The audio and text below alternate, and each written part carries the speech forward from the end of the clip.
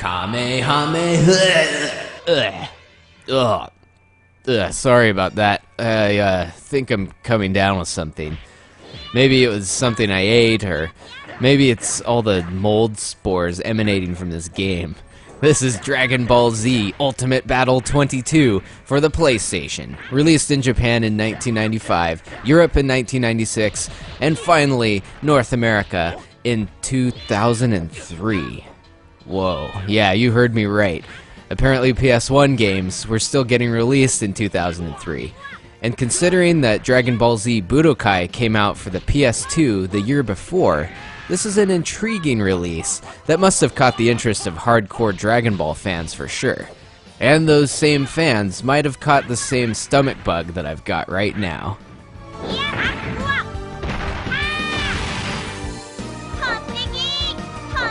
So followers of the hit anime series might be well aware of the insane quantity of Dragon Ball Z fighting games that have been pumped out since the 80s. In the past, they were mostly for the Famicom and Super Famicom only in Japan. And this installment happens to be the first DBZ game on the PlayStation. But thankfully, the number 22 in the title doesn't mean that this is the 22nd game or anything like that. That would be brutal. But instead, it's referring to the 22 characters you can choose from in this very straightforward one-on-one fighting game. So for its time, it was an impressive selection to pick from, considering that most of the prior Dragon Ball titles usually had around 10. And there's even a few more characters that you can unlock by entering a secret code. Secret as in, it's in the manual, but it's still a pain in the ass to get it to work.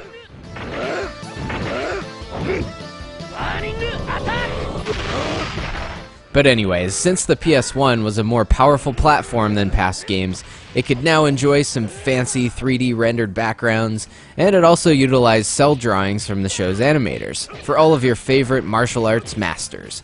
So it seems promising, but unfortunately the gameplay still struggles, a lot like the old 16-bit games. The controls are pretty clunky and unresponsive, the combat is very slow and unrefined, flying around is pretty much pointless, and there's a lot of downtime spent charging up your special meter just so that you can throw more fireballs at each other.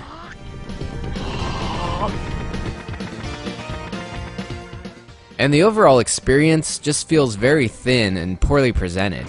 There's a versus CPU mode, versus player mode, 2-player championship mode, and an incredibly dull build-up mode where you slowly increase the strength of your character of choice by, you guessed it, fighting.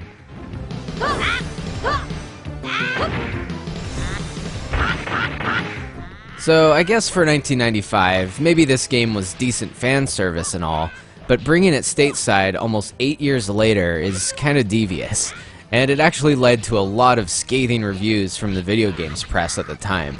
I stumbled upon some pretty hilarious quotes from notable magazines, my favorite being, "Someone crapped in a jewel case and passed it off as a game."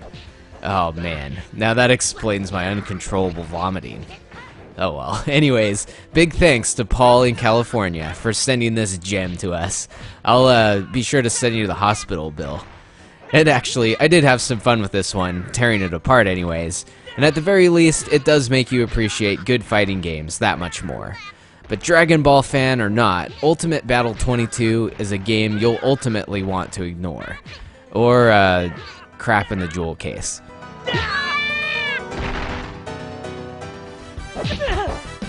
Energy